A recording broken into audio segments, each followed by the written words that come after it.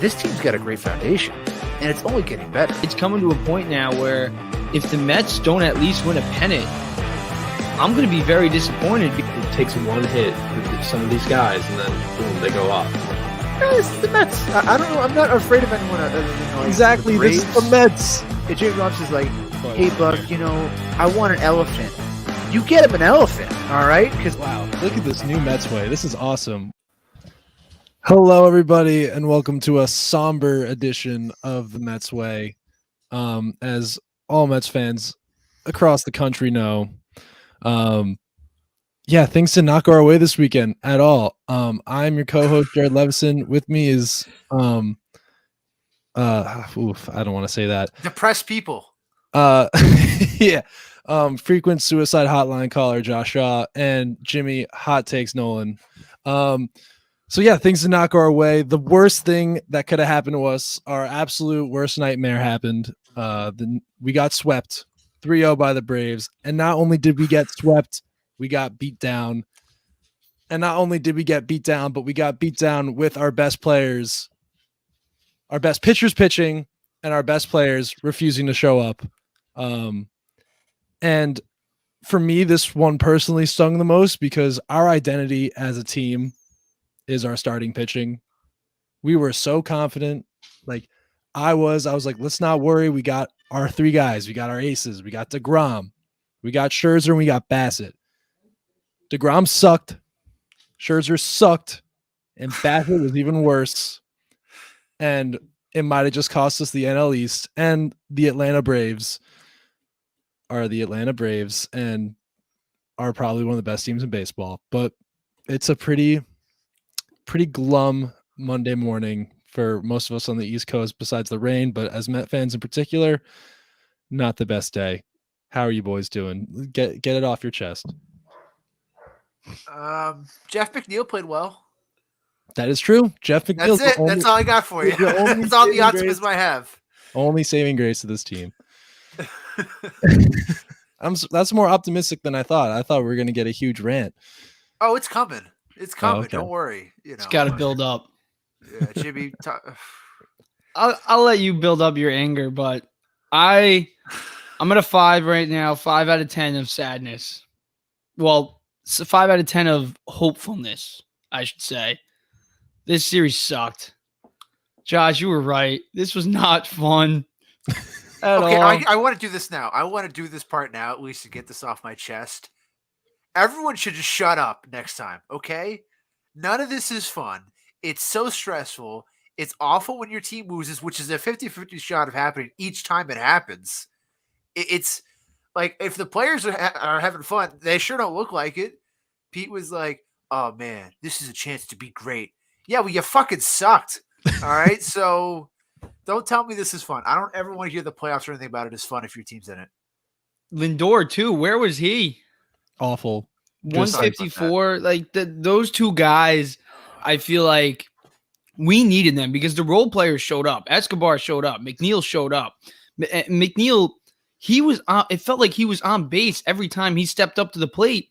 And it was so frustrating seeing him not score. It's like just the amount of times that this team had guys on base, like even in the last game, bases loaded. It's just so frustrating seeing that. It literally felt like the same old Mets just leaving runners on base. It felt like the Wilpons owned the team. Nothing was going right. We're a 98 win team. I get it. And everybody wants to say, listen, we overachieved. Yes, we did overachieve 100%. But at the end of the day, we were in first place up until 6 games left. 6 games left. And the Cubs series, that came back to bite us in the ass. Losing to the Nationals 2 out of 3, coming back to bite us in the ass. But at the end of the day, the Mets had a chance to, one, just put an end to it and make sure that's not going to bite us in the ass and just take 1 out of 3. That's all they had to do, 1 out of 3. And they couldn't freaking do it. And at the end of the day, the Braves, their best players, Austin Riley, he showed up. Dansby Swanson, he showed up. Matt Olson, he showed up. Even Max Fried throwing up in the dugout, he showed up for 5 innings. Kenley Jansen showed up. Kenley Jansen, worst year he's ever had in his whole entire career. I think he's got 7 blown saves this year. What is our offense? I cannot figure it out. I get it.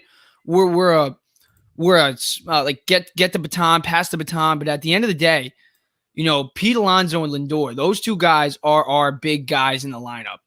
And, the guys who passed the baton, McNeil, he showed up. Like I said, Escobar, he showed up. But at the end of the day, we needed our big guys, and even the three guys at the top of the rotation. We're going to get into them later, but those three guys, the 5 Mets guys, the 5 stars on this team, they were missing in that series. It's hard to approach this in like an even way or a objective way in a lot of reasons because we're just emotional people. And you do want to say, oh, well, it's the offense's fault. And I don't want to say I'm saying one or the other. It wouldn't matter what I'm about to say here of like, oh, it's the offense's fault. 2 runs, 3. That's not acceptable. And it's not. But the Mets have been a team that have thrived when they score first. They did that 2 out of 3 times this series. And every time they did it, the pitching gave it right back almost immediately. Their longest lead of the series was 2 innings. 2. In a Max Scherzer start, it was 2. So that's not to say it's all in the pitching either, because guess what? They didn't have any support past those couple innings. But it's such a frustrating way of, you could tell me this was fun if it was like, wow, a walk-off win, or like I'm on my pins and nails all 9 innings for all 3 days. But it wasn't. This is a beatdown. It's depressing like that. I can handle a loss. And the reason why I turned it off so often, the series was I can handle a loss. I sat through the Cubs series. Turn off games. Can you handle a loss? Well, here's what I'm getting to. I can handle a loss when it's like a competitive loss. These weren't competitive losses. This was the Braves got the lead, and I was like, oh, it's over. I'm not wasting 2 hours to sit here and watch a determined outcome, which I know is already going to happen. Because, like I warned about last show, the Mets offense is not that good. It's just not. We talked last week about how Escobar single-handedly won a game. Pete was accountable for all the 3 RBIs in the first loss against the Marlins. And that's just who the Mets are. They're dead. Because they have no power. They had, 4 extra base hits, 3 of them home runs this series? They're singles and walks and infield play. That's all they are as an offense. And until something changes in this last week, that's who they're going to be in the playoffs. And that's not a road to success. It's a road to failure. Well, okay. Yes. It's as much as, yes, the offense is not totally to blame. They're a part of it. I think it really, like, I think the real headline here is just obviously like Lindor and Pete don't show up like that. And along with that, it's it was just such it was complimentary losing, 100%. You normally hear like complimentary, like, oh, they played complimentary football today. They played complimentary, like this piece worked. Like it just all like it all fell apart. And it all started with the starting pitching. And DeGrom did not perform well. But then like how bad Scherzer was and how bad Bassett was, DeGrom like performance looked pretty good. Like he went 6 innings. We all want him to go to a 7th. Didn't happen because he had a blister on his hand. Which feels sauce. Not gonna lie. Oh, we're not doing this. Because the Scherzer the day 2. That's 2 excuses in 2 days about the pitchers. I don't like. Even if it is true, I just don't want to hear it because 84 pitches. Like even like okay, you take out DeGrom, cool, but you put in McGill. It's just like Buck threw away that first game. Like that's that game 1. Like I get it. DeGrom has a blood blister.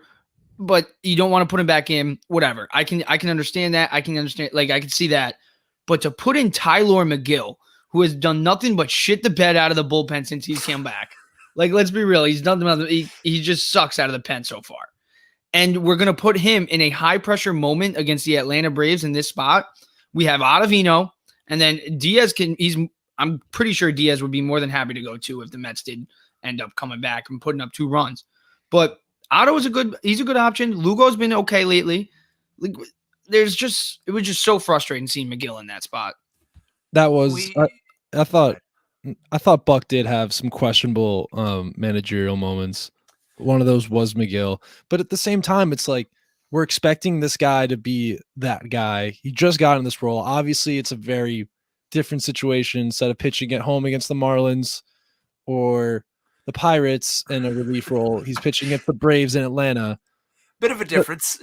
There's a bit of difference, but at the same time, like, I don't know, he's a professional. Like, it's like you're just pitching. Like, we're expecting this guy to be throwing like 99, 100 in relief and just being like an absolute tank. And I don't know, it's tough. Like, you're only gonna, if McGill pitched great, no one would have a problem with it. And even if they still lost, like, would people still have a problem with it if he won a shutout inning and the Mets still lost anyway? I mean, McGill, just from his performance, probably won't be on the playoff roster, but like, I don't know. You gotta, for a guy who was so good for you in a starting role, and you're kind of the whole season, we're like, oh, he's going to move down to the relief role when everyone gets healthy. And it took a while for everyone to get healthy. I don't know. Like, it's just Buck trusting his guys. And, sometimes it just doesn't work out. I don't think that's the biggest thing, is the fact that Scherzer and DeGrom had to, they had to come out as early. And, Tyler, only gave up 1 run? I think it was two. Yeah, the 2-run shot. Oh, yeah. He almost got away with 1 on the sacrifice fly, right? Oh, yeah, no, it was a fly. Yeah. But back on the DeGrom thing, I know I threw it in the chat. Do you guys think he has a problem with the home run ball? I think it's fair to say that it's a problem by now. How many he's given up isn't just like an accident. It doesn't just happen. It's like, whoopsie. It's part of his game, I think, by the fact of what you mentioned, Jimmy, of he's a 2-pitch pitcher, really. And that's not to say it can't work. It did. I think you guys are a little bit down on him. I thought his starting against the Braves was pretty good for the most part. When you look at his stat line, it's 3 mistakes, 3 bad pitches. That cost him. I'm not saying it's an excuse or that we should push past it and be like, well, whatever. It happens. Because it shouldn't. It just shouldn't. For Jacob deGrom, you want an extension and everything like that. But to go 6 innings, that's deeper than any other Mets starter, to allow 3 runs, that's the least about any Mets starter, and to punch out 12 guys and not walk a single one. It's a quality start no matter how you cut it, especially because the Atlanta Braves are a red-hot offense. Was it a shutdown start? No. Jared, I'm sorry. I'll be quick here. Was it a shutdown start that we needed? No. Was it a bad start? No. Okay, it wasn't a bad start. It was bad for him. And for the moment that we needed him to, be what he is and be the GOAT, and it's disappointing because he just wasn't good enough. And I will concede that, yes. And in Swanson, he's had his number all year, and it's just like, I don't know, they're just really good at hitting the fastball. I don't know. I think he was throwing his fastball, like I heard today, he was throwing it around almost like 90+% of the time. I'm not sure on the exact number. And then he kind of went away from his slider because the second highest pitch he threw was his changeup. So I don't know necessarily what's going on there. I'm not Hefner. I'm not him. I'm not in that room. I don't know. It's the fact that it's just as deflating and demoralizing, because those are like the guys they brought in. Like, that's supposed to be like the Schilling and Randy Johnson, and they got shelled. And it was like, yeah. There's nothing. It's just bad. It's bad baseball. I think you said it best, because the amount of fastballs he was throwing, it felt like, even when Dansby Swanson, who has had his number all year, like you said, I feel like you should know that going into it. He was just trying to overpower Swanson and see, like, it felt like DeGrom was just pissed and saying, I'm better and I'm going to embarrass you. Because we know that's what DeGrom's mentality is. He wants to just overpower people. He's said it in the past, and it felt like against that Braves series, like, granted, like 11 strikeouts, no walks. He was dominant at part of the game. It's just the 3 mistakes, and those 3 mistakes are so important in big spots, because I just feel like in 2015 we saw him use the curveball. In 2016 we saw him use the curve. Even in the beginning of the year when he started to come back, he was using his changeup a lot, and he was lights out against that in his first start back. I think even in his start against the Braves, he was lights out. I know he let up 3 runs towards the end against Dansby, but, he was still lights out. He was using not just 2 pitches. I feel like with DeGrom, it's coming to a point now, everybody has a guy who can throw 100 miles per hour. Everybody does. Every team does. So hitters they can hit the fastball. Like, they can hit a straight fastball. his slider is still ridiculous, but it's his go-to pitch. You know, hitters are going to expect that. Austin Riley was sitting slider and he crushed it.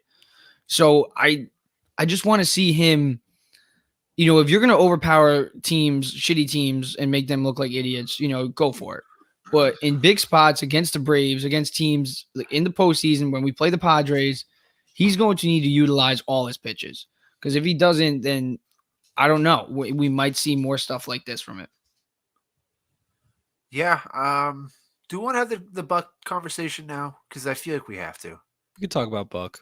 Yeah. I thought he had a horrific series from top to bottom for the most part. We've already talked about McGill at game 1. That was a white flag in so many ways. In his last 5 outings, Tyler McGill has a 9.0 ERA. And before that Braves series, he had a 5.40 ERA. The Mets had a fully rested bullpen. Could have gone to literally everyone. I would have taken Tommy Hunter in that situation. That'd be cool. But like Smith. Yes, anyone. But Buck went to McGill, and we all saw how that worked out. Putting Alvarez in was also a horrific mistake. I wasn't on the show to talk about his promotion, but I found it to be a very desperate, oh God, save us, like sort of move when they had a whole season to get this roster right to not be in this position. And yet instead of giving Alvarez all of September or some road to try and figure himself out and get used to Major League pitching, which it took him a while to do in AAA, they just shoved him in there in the biggest series of the world. 20-year-old. It's not good. It made no sense. And his insistence, on the other hand, to go away from Vogelbach was so idiotic.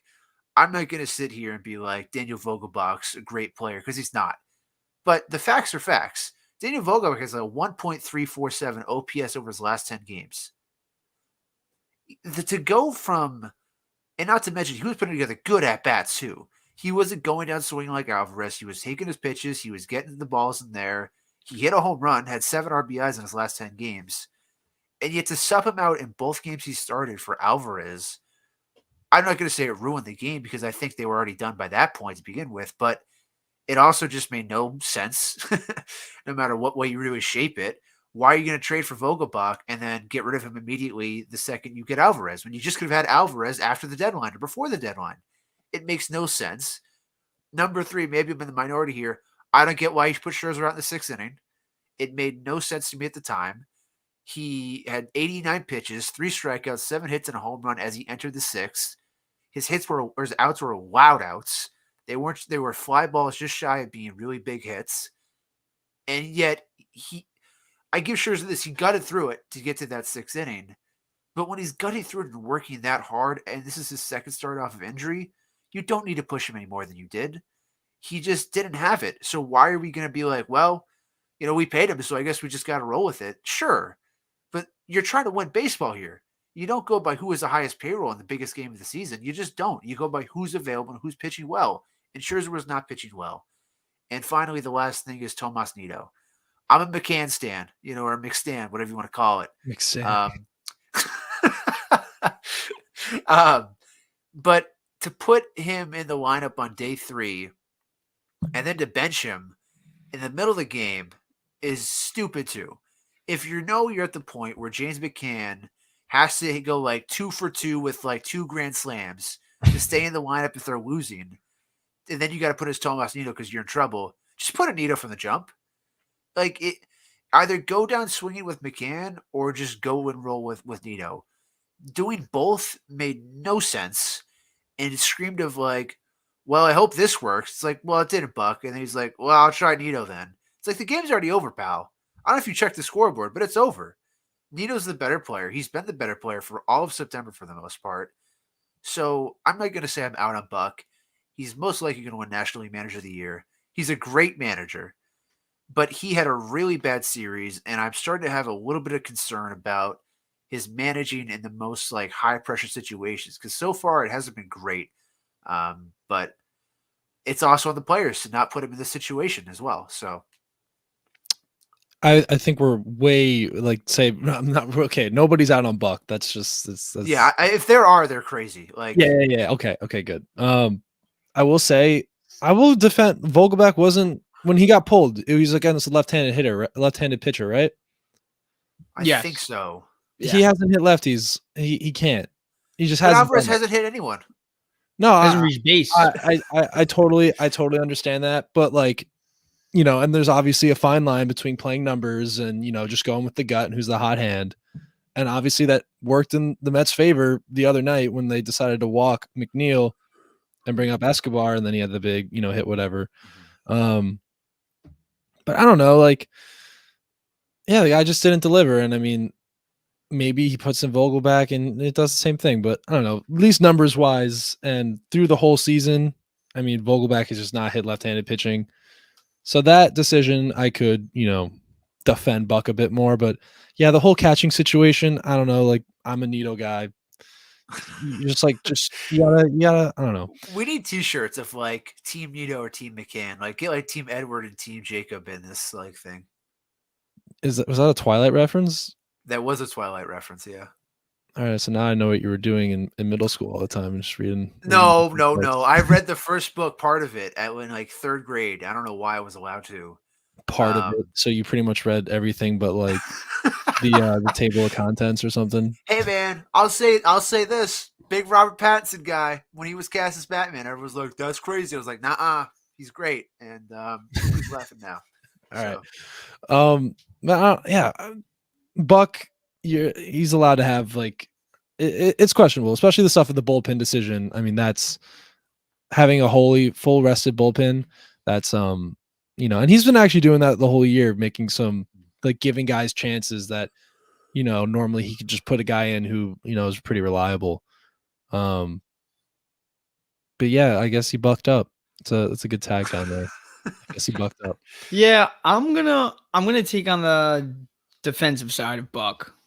I mean, obviously everybody's at the end of the day on the defensive side of Buck, but I don't know. Like, I feel like we're just so mad at this whole entire series that we're just all looking at someone to just yell at. For me, my guys is the whole entire team. You know, I mean, yeah, like who are you gonna yell at? Like Epler? Like this is not a obvious. It's not Epler's fault. Like at the end of the day, I want to scream my head off and say, yeah, like, oh, Billy Epler, like didn't make enough trade deadline moves. Oh, Vogelback and Ruff trying to be cute, and yeah, he was trying to be cute, and it was a stupid mistake. He should have went for an actual bat, not the stupid platoon thing. Or kept JD. Like, yeah, JD Davis giving up. Like, I kind of wouldn't mind JD Davis over Darren Ruff. I think a lot of Mets fans would rather. But I wouldn't mind me over Darren Ruff. Yeah, literally, freaking like at least we can go in the locker room and yell at the Mets when they suck. Yeah, like I give a couple laughs. Yeah, you know, but just ultimately, I feel like with the Mets, Buck, yeah, he made some weird moves, putting Pete in the 2-hole. Yeah, it was some people would say that's weird, and you know he's been raking out of the 4-hole. But at the end of the day, Pete Alonso's a big league hitter. You know, is hitting fourth and hitting second. Is it gonna make you hit 222 in the Braves series? I think that's what he hit. You know, is that the main reason, or is the reason you just couldn't get it done? And I think the reason is you couldn't get it done. It's not because he was in the 2-hole. It's because Pete just couldn't pull through. And Lindor, same thing, just couldn't pull through. And I'm also like, Starlin Marte, we'll get into him later. I hate using Starlin Marte as an excuse, but our lineup is not as, I think, well-rounded without him. He is. The one criticism I do have of Buck is I can see why people did have the criticism of putting Alonso in the 2-hole, yes. But at the end of the day, Alonso, you're leading the league in RBIs. You know, you just had 40 home runs for the second time in your major league career. You know, hitting 4 and hitting 2 should not be effing you up that much. You know, get the job done. But I do see people's criticisms of, you know, why is McNeil not moved? Like McNeil, like I don't know why it took him so late in the season now to put McNeil in that 3 spot. You know, when we saw him move there, it's because like, you know, he gets on base so freaking much. He's competing for a batting title. He's second in the league in the National League, only behind Freddie Freeman by literally like 0.1. This guy McNeil does nothing but hit. He's not the. I'm not going to say he's the best all around hitter on the team, but he's the best hitter. It's just clearly if you want a guy just to get on base and get a hit, you want McNeil. And you know what? I think that 3 spot or even that 2 spot with Marte out, I don't care if it's lefty anymore because McNeil, it doesn't matter what his matchup is. McNeil just freaking hits. He has to bat second or third because there's just no, I don't know. I just want to see McNeil get him not scoring as much as he's just not scoring as much as he should. And I feel like that's because he's been hit way too low in the lineup for too long of the year. And then, I just want to see him hit higher in the lineup.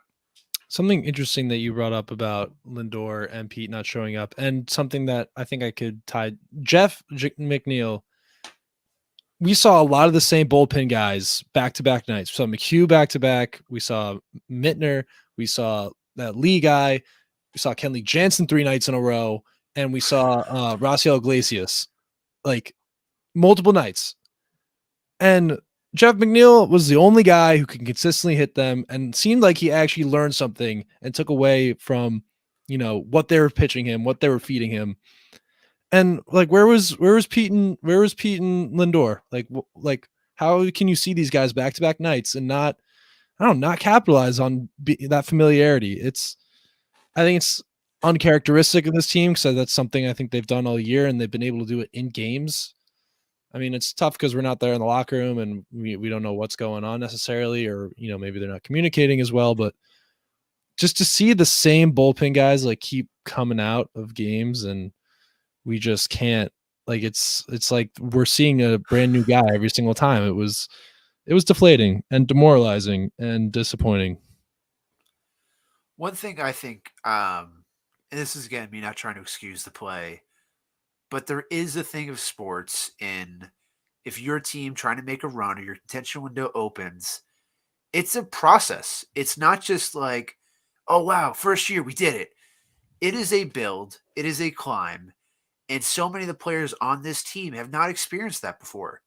I would say Lindor is one of the only few that really knows what it takes to get to a World Series.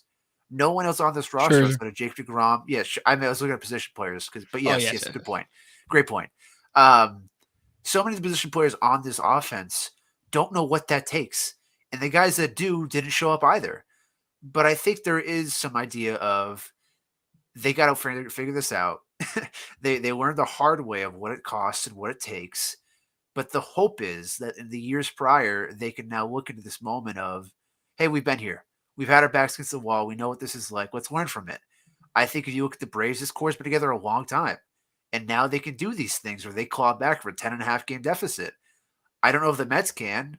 And it is kind of, flowery and poetic to be like, oh, well, next year they will. Because I don't know. This team could look completely different next year. DeGrom's a free agent. Bassett could be a free agent up and down the team. There's so many valuable guys. But I will just say next year, if this team is mostly intact, if this happens again, it's inexcusable, even more so. But there is at least a little light at the end of the tunnel of it's year one. It's year one. Yeah, I think that was really nicely said. And there's actually a really interesting thing that I completely forgot about. But in the 2020 playoffs, the Braves did blow a 3-1 lead in the NLCS. Mm-hmm. So, that team's been there before. They know what it's like to be on that end of something, choking away a certain lead, and just having to win one game and you go through. So the Braves have actually been in that Met spot before. And I think that is something, that's the one positive thing I think we could take away from this.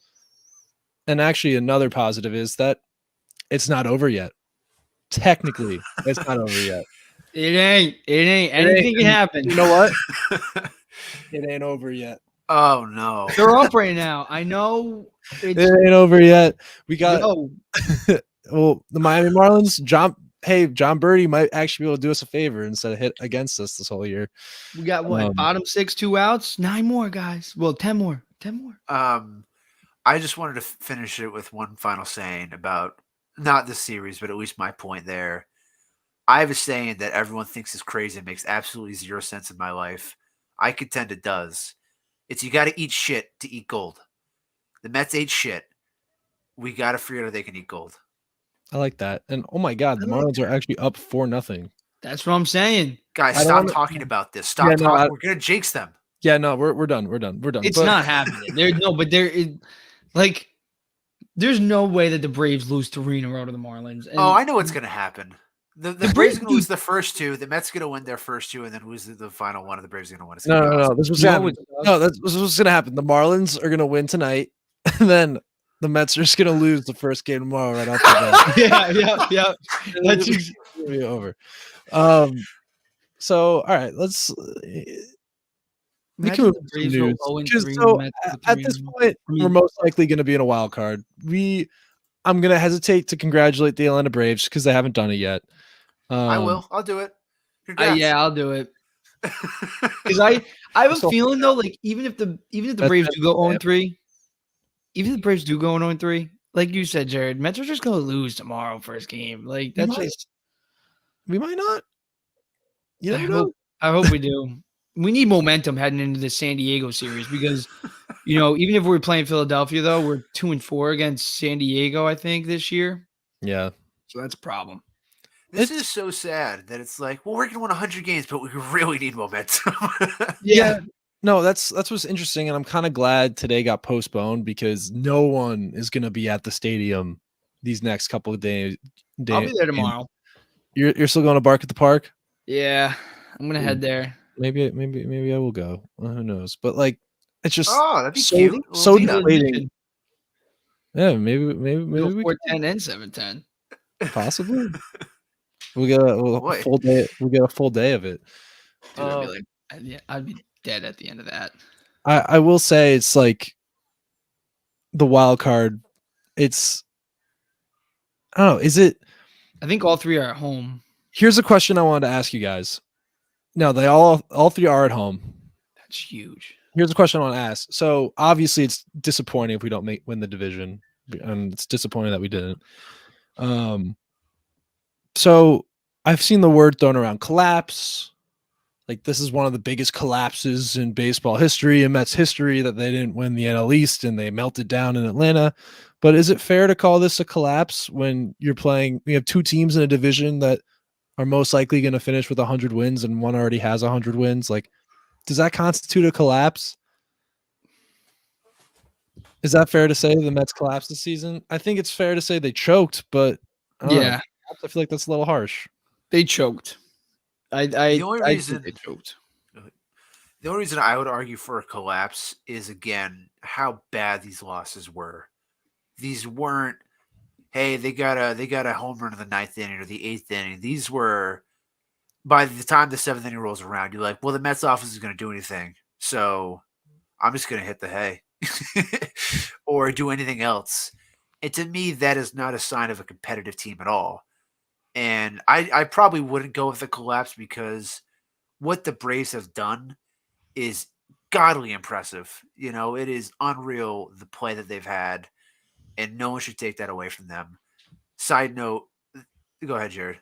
And no, we've been playing poorly. Obviously, this was the soft part of the schedule, but we still, we're like a 500 team right now in September. That's not collapse territory. That's just like average. No.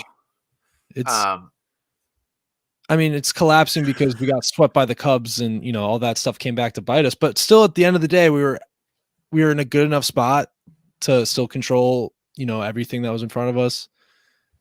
Just couldn't get that one win. Yeah, Yeah, 15-13 September.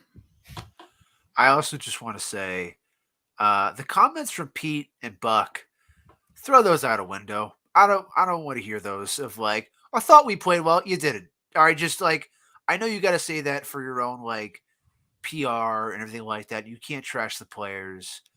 But like, I really hope the Mets and their front office and their players aren't delusional enough to think they were on the same level as the Braves. Because if they are, I got bad news for you guys. You just lost the season series despite the fact you were 8-4 against them at one point. So don't tell me you thought we played well. They just played a little better. You played bad. It's okay. You can admit it. Like, players and teams have bad series. This just came at the worst possible time. I thought Nimmo's quotes mostly after last night were pretty. Those were nice. Those were. We need to bring him back. It was very refreshing to hear that from him, and I thought it really encapsulated how everyone felt. It was just like it felt terrible. It was like Mhm. I don't know because I love Demo. this team has done. This is kind of leading my next question. This team has done so much and given us so much this year, and it's been awesome. I don't think any of you guys could say like this season has not been one of the most fun baseball seasons you've ever watched. But at the same time, like, it's disappointing the division, but like, say we go on the wild, like at the beginning of the year, were you guys really expecting us to win the NL East? I wasn't. No. I was. Okay. I was expecting a wild card, and I'll be disappointed if they don't get out of the wild card, and I think all of us will be. If But, they don't like- get out of the wild card, that's a problem because you do that. Because you sign Scherzer, DeGrom could possibly walk. I really hope he doesn't, but there is a possibility. And Scherzer's 38 years old, so you have to win the wild card round. And I've said it before.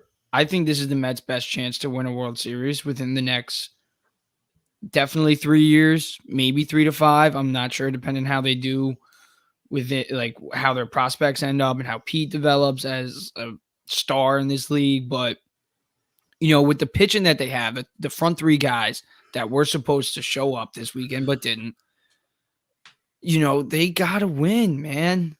I'm not saying literally though, if they don't win a World Series this year, I'm going to be upset. I've said it before. I'm going to keep saying it because you don't sign Max Scherzer. You don't sign Max Scherzer and not have World Series hopes. You just don't. You don't bring in Buck Showalter and not have World Series hopes. Starlin Marte, I get he's hurt, but these are win now players. That's what makes it so frustrating because I get it. The Braves just won a World Series last year. But Josh, you said it. The Mets were 8-4 against them at one point. Yeah. So we could be a better team. 100%. We said we were a better team. We were confident as hell when we were the better team. And now that we got knocked on our asses, we're like, shit, the Braves are just better. No, the Braves were better. We can be better. We just have to get back to that point.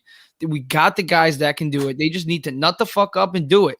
At the end of the day, because do the Mets have what it takes to win a World Series? Yes, they do. 100%. They had a chance to sweep the freaking Braves with the guys on the bump.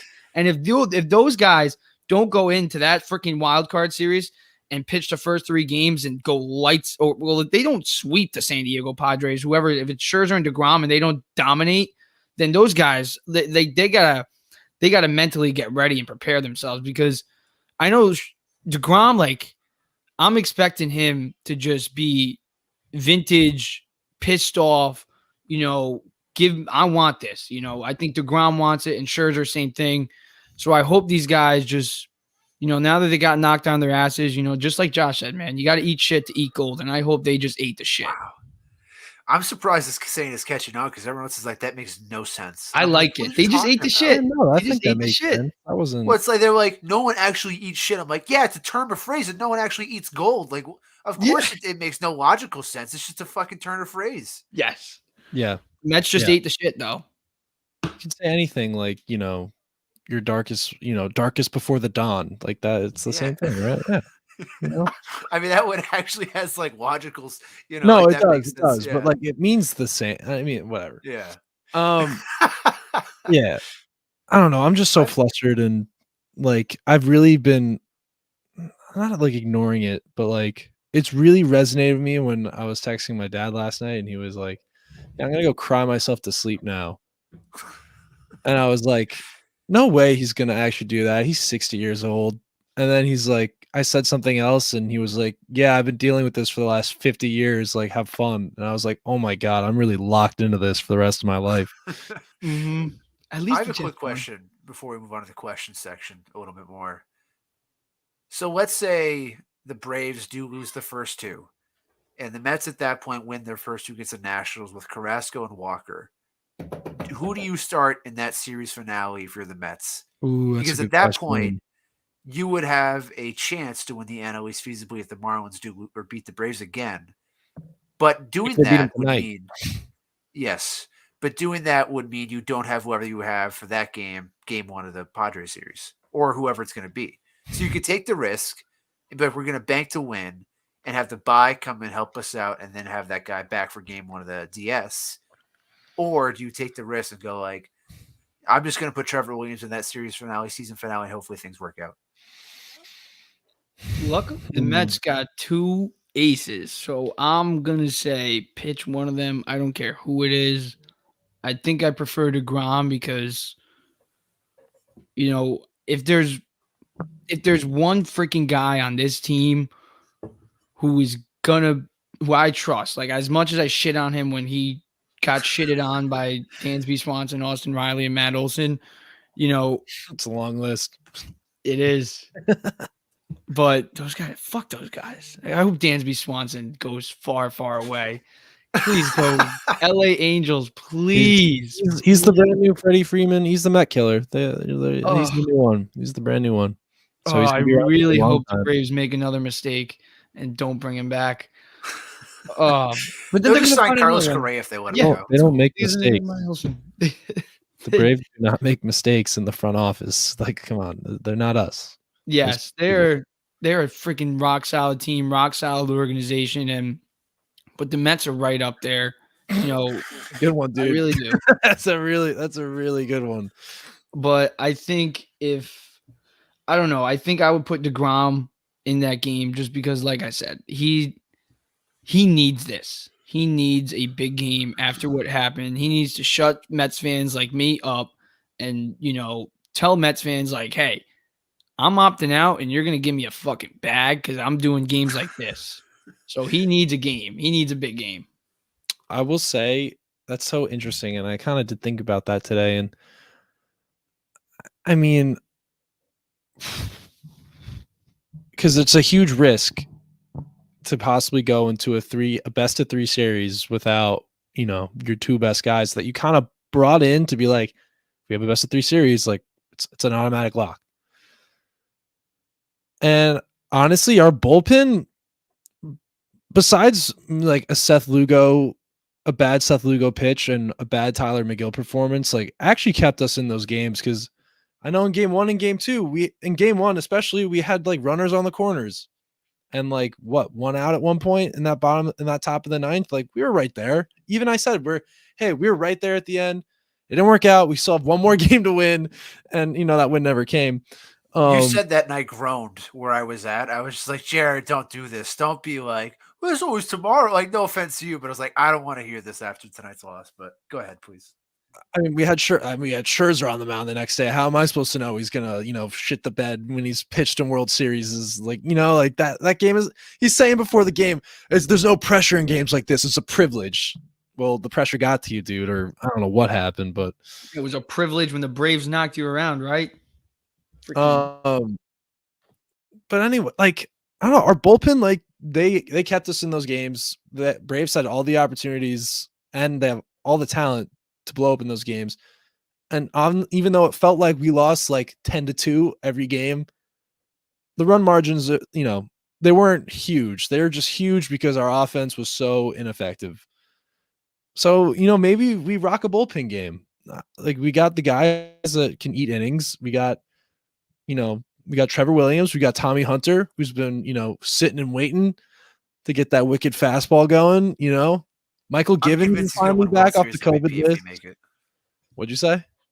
I said I'm convinced Tommy Hunter's going to win the World Series MVP if we make it. It's just like, it's like when people were watching Game of Thrones and they're like, "No, dude, I'm telling you, Jaime Lannister is Azor Ahai," and I'm like, "No, he's not." See, the reference didn't hit, but hopefully someone's a Game of Thrones. You don't watch Game of Thrones? No, I'm a Lord of the Rings guy. Well, you know, both could exist. They do. I will say, like, I don't know, let's give it a bullpen game. I mean, it's just such a far off and almost improbable thing. I was trying to look at the odds were of what the NL East, like what the Braves' chances were to win now. It was kind of hard for me to find. The only thing I saw was from like before the series when the Mets were like minus 130 to win the division and the Braves were plus something, like I think plus 300 or whatever, and we still shit the bed. So I mean, I would like a bullpen game. I don't know. It tends to work in the playoffs, or maybe if you go to DeGrom and then you have to do a bullpen game in game 1 or game 2 of that wild card series, probably a game 2. But it seems to work out for teams in the past, especially in the playoffs. So I'm going to do that. Let's if that situation, that improbable situation arises where we have a chance to win on day 162 and win the division. Yeah, let's let Trevor Williams take the mound to start. I do have those odds for you right here. Oh, what are they? So it's a 98.2% chance for the Braves to win the division. It's a 1.8% chance for the Mets to win. So you're saying we this to got a happen- chance. So Oh, you're no. saying we got a chance. We're the only delusional enough fan base to be like, no, we could do this after like the worst season series of like the last 10 years. The New York Knicks fan base. That's the most That's true. delusional. I think we're Yeah. the most delusional. Yeah, They're like, we got Jalen Brunson. It's like, yeah, congrats. You got $20 million for an average player. Whoopsie do. Dude, the All right. inflation in NBA going up, but that's another topic. Okay. So we obviously don't think Tyler McGill. We don't think Tyler McGill is going to be on the postseason roster. He's donezo. He's donezo. Are there any other players, bullpen and pitching staff or field players that we think are just off, who are not going to make the roster? Alvarez and Beatty, who is making progress to come back, I think are off. I think there was a chance for them, but it's been the worst case scenario for both of them when you look at what's gone wrong. Some of their own, doing in Alvarez's part and not at all with Beatty. Other players, I want to say Darren Ruff is off, but Buck Showalter loves the guy, so I can't say that. I think Vientos is definitely off, though. That leaves us it's tough because imagine if we brought up Alvarez earlier and he had a bit more time to get ready because I don't know, you could see it like he was hitting the ball hard. I mean, he was gripping the bat so hard it like flew out and almost killed a fan a couple times, but like Almost killed Louis. no, Louis got hands like a giant. Like you're not. Louis catches the bullet. He does. Yeah, it's hard to see. It's especially Beatty making that very slow progress. I think he did do some like softies, I think they call them, when they like throw the ball to you. And he was able to do it with some discomfort, but he may progress really well and be able to come back, but who knows how effective he'll be when he does. And this is kind of a question out of ignorance, but say Marte isn't healthy by Friday. Is there a chance he's like not on a wild card roster or even like a divisional series roster if we get there ever? I'm nervous. Yeah, I think it all depends on what the medical staff is telling them, which we aren't privy to. So it's hard for me to sit here and make like a firm judgment of like for sure not. I would lean towards no if I had to say something. He's not going to be on the roster because Mike Puma had a tweet today that said they tried some stuff today, didn't go well. It just feels like I'm not going to say he's done for the year, but it just feels like by the time he's back, I'm not sure the Mets are competent enough to even give him a chance to play to meaningful baseball. Yeah, I kind of feel the same way. If he's back by the wild card round, you 100% have to put him in the lineup. But, with the way that, Mike Puma, the tweet that he had, even like, I feel like every week it's like, oh, can Starling Marte grip a baseball? Can he grip a baseball? No, he can't. So, if he can't grip a baseball last week without pain or discomfort, I guarantee you in a week, he's not going to be able to because his hand is fucked up. Like one of the most fucked up things for a baseball player to have is your hand because you use it to throw, to catch, to hit, for everything, So I don't see him honestly coming back all year. And that's why I said earlier on the show, I hate hearing the Starling Marte excuse because at the end of the day, we don't have him. So why, like the Mets and Mets fans, but even like the Mets, like I feel like they're always like reporters always asking Marte. If I was Buck, I would just say, dude, like he's out. Like I'm not sure when he's coming back. He'll come back when he's ready. On to the next one. Because it's just getting so frustrating hearing all these questions about Marte. Because at the end of the day, we don't have him. And we have to find a way to get the job done without him. because that's the only way we're going to go far in this postseason is if we can figure out a way to supplement his bat. But no, like Naquin, I mean, he's been disappointing for the longest stretch. Guillorme, he's just not there for his offense. I mean, all of our combined rookies are hitting around like the 100 area. It's, we just don't have like that depth. It's just not there. When you lose a guy like Marte, it's tough. I would say that Marte thing's not an excuse, though. Like, we talked about who this team was and why we had the 10.5 game lead and why we had the 8-4 record. It's not solely because Starling Marte in those series, but his impact on the whole. I mean, this is a guy who's probably, I would assume, I don't have the numbers in front of me, but top 7, all-star. top 5 in WAR, yeah, for the Mets offense or the Mets position or players, whatever you want to call it. So not having him just makes your team worse. Is it an excuse to play this poorly? Not at all. But I do think we can't just discount it and be like, well, they got to figure it out. It's like, well, it's kind of hard when he was a 290 hitter that can steal bases really easily, play great defense, has really good energy, the best biceps in the game too, and has a lot of swagger for you. It's just not the same team, especially when you have to kick everyone else either down or up a spot, and they're not ready for it. And that's on that's their fault just as much as it is on Marte's for getting hurt or whatever you want to call it. But you can't undeniably say that this team is worse off with Starling Marte on it. Or not on it, sorry. This team definitely loses such a he's 100% a dynamic bat, but Buck still has guys. Like in the beginning of the year when Marte went down, like Marte would have a day off or he would have a little flare. Like, for instance, when Starling Marte was out in the beginning of the year, the first 5 games he missed, 4 games he missed, the Mets were 4-1 to start. And then again, after the first 10 games, 1, 2, 3, 4, 5, 6 wins, only 2 losses, 6-2. So that's what? 7-3. First 10 games he missed without the season. So now they start losing with Starling Marte at the tail end of the season. That's why I don't like it as an excuse, because in the beginning of the year when he was out, it wasn't an excuse. But now towards the tail end of the year, it is an excuse. This team, they know how they can win. They win by getting guys on base. And then the 2 big guys, Lindor and Alonso, they drive them in. And Marte, he is obviously a huge part in that because of how much he gets on base. And I know Buck doesn't like going lefty-lefty or righty-righty. But at the end of the day, Jeff McNeil is a very, very good hitter. He is the perfect number 2 spot.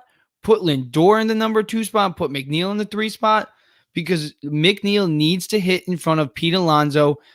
I think he should hit in front of Francisco Lindor too, but McNeil just needs to hit in front of at least Alonso because he needs to score. And I think he's the key for this Starling Marte shit that's going on, because Marte got on base and it caused pitchers, it made them, it allowed Lindor and Alonso to wreak havoc on pitchers because it just put pressure on the pitchers. It did. With them on base, it puts pressure on them. They have to throw more strikes to Lindor and Alonso. And when McNeil's on base, half the time he's up, which it feels like in that Brave series, then you got to hit him in front of those 2. I will give you, because last night our lineup, where I think we probably had our best offensive performance out of the whole series last night with Vogelbach and McNeil hitting 2 home runs. And we had a lot of, I think we left 9 or 10 guys on base. Yeah. Like a lot. Yeah. Brutal, but the lineup was Nimmo, Lindor in the 2, McNeil in the 3, Pete in the 4, and then Eddie, Vogelbach, Canna, Guillorme. And every other night we had Pete in the 2 and we had Lindor 3 and McNeil 4. Actually, we had Canna in 4 with DeGrom starting, which is very interesting. But I don't know. I really hope to see. I know they submitted a lineup card today. I tried finding it now. I didn't really see it, but I think, it's definitely something to consider going down the stretch. Yeah, I just think with McNeil, he gets on base in the 5 spot. Okay. Our pitchers really, I know Eduardo Escobar has been scorching hot, but Player of the month. Yeah, but are pitchers necessarily afraid to pitch to Escobar as much as they would be afraid to pitch to Lindor and Alonso with McNeil on? That's where I want to see that. I would also just say that the role players you count on to make up that production have failed spectacularly. You know, Mark Cann at one point was hitting 290. He's down to like 260. Well, we didn't know. We kind of all did we not expect him to like keep that pace? Right. Like, We did expect him to level off, but I don't have the numbers in front of me, but over the since Marte's gone out, he hasn't picked up he hasn't picked the baton at all. Naquin is kind of the same guy of like, they just don't have a guy who can do what Marte does outside of Lindor. And Lindor is hot and cold. That's just who he is as a Met so far. So it fucking sucks. You know, like I'm not going to be here and be like, it's baseball, man. I'm not going to sit here and be like, well, if we had Starling Marte, everything would be great. Because I can't say that because I don't know. But it just really sucks that we are down in this biggest season since maybe 86, the chance to be the best season since 86. And we're having to talk about this because a Pittsburgh Pirate threw a meaningless pitch in a meaningless game that had Starling Marte in the wrong spot at the wrong time. It's just a real bummer that we don't get to see this team fully healthy. Again, not an excuse. But as a fan, I would have loved to see what happens and what this team is with Starling Marte for all of September. But injuries happen. You got to move on. You got to push past it. But man, it really sucks. And thanks, Pirates. I hate you. Mm-hmm. His former team. No, it is. And you know what? I think we should maybe think a little bit about the wild card a little bit and our potential opponents. So we have the Padres or the Philadelphia Phillies. And I think Met fans everywhere would rather play the Philadelphia Phillies because of how we kind of beat them up all year. And I think it'd be a good idea maybe do like a, once the picture gets a little clear, maybe before Friday, we do a little, we could do maybe a short preview or something of, who we're potentially going to play and maybe do a show dedicated to that. I think that could be kind of cool. But like, I kind of don't want to, I'd rather play the Padres than the Phillies. And you know why? Zach Wheeler? No. Kyle Schwarber? No. Good guesses, though. Very good guesses. Aaron Nola? No. And it's, you know why? It's because the year obviously different year, different team. 2015, I'm pretty sure we had a losing record against the Chicago Cubs in the regular season. And then we wiped the floor with them in the NLCS, all thanks to Daniel Murphy and Matt Harvey. But a sweep in the National League Championship Series against a team that ended up winning the World Series the next year. So I feel, I would rather go into a San Diego series knowing that we hadn't played our best baseball against them and we kind of have something to prove. That's just me. And we played Philly too much. And to have them have the satisfaction of possibly beating us, people so close to home, I don't want to deal with that. That's just me. I'll end my life if we lose to the Phillies. And like, if we get swept by the Phillies in the wild card, I'm just done with life. What's the new number? Not the 911? 988? Yeah, I don't know. I'll be just like on it all day. So I'm gonna find that because that could be useful for our fans out there. I just can't believe a week ago we were like, man, what a great time, and now it's like, all right, let me just look up the suicide hotline number just in case anyone needs it, because we were literally like, arigato, Alvaro Escobar, and then yep, rough. Now we're talking about which wild card team we're gonna face. Yep. I mean, though, this sucks. No, it doesn't. Like, suck. that's just to show it you guys. That's what's great. Oh, wow, that's cute. Oh, it's 988. Let's make sure call 988 if the New York Mets are giving you issues or any issues for that matter. It's important. Could they just set up a Mets hotline? Like, can the Mets team just do that for us? Because I feel like they could keep a lot of people employed because there would be a lot of callers. Oh, so many jobs would be. It would just be you, Josh. Hey, if they pay me like $50K a year, I'll do it. I don't care. I'll listen. No, I meant calling. Well, yeah. But Josh, would you be able to be a Mets therapist? And so, like, if someone's calling you, like, Josh, why do they suck today? They suck. They blew it. The season's over. And then you would be like, dude, I know. Fucking sucks to suck, man. You'd be like, dude, think about every it. phone call is like, you got any shit to eat cold, and then I hang up. No, I think I do a lot of like the doomer stuff as a bit partly. So I think I could maybe do it because like if you look at it objectively, and I guess this is the last thing on the show on objectively, the Mets are in the playoffs. Anything could happen.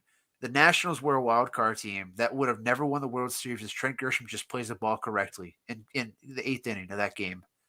That's just, I don't know if that's a fact, but like they took the lead, they won the wild card, they then won the World Series. Things get wild. The Braves blew a 3-1 lead, like Jared said, against the Dodgers in 2020. The Braves were an out-and-out team who were basically 500 at one point last year, made all those trades and won the World Series. Anything can happen come October.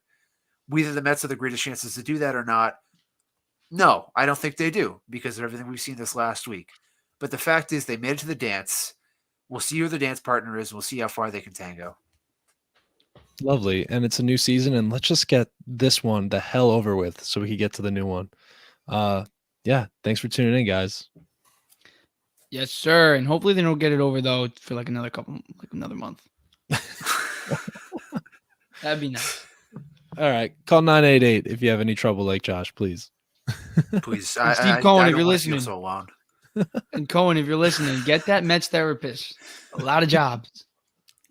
That's how we fix it. All right, good night.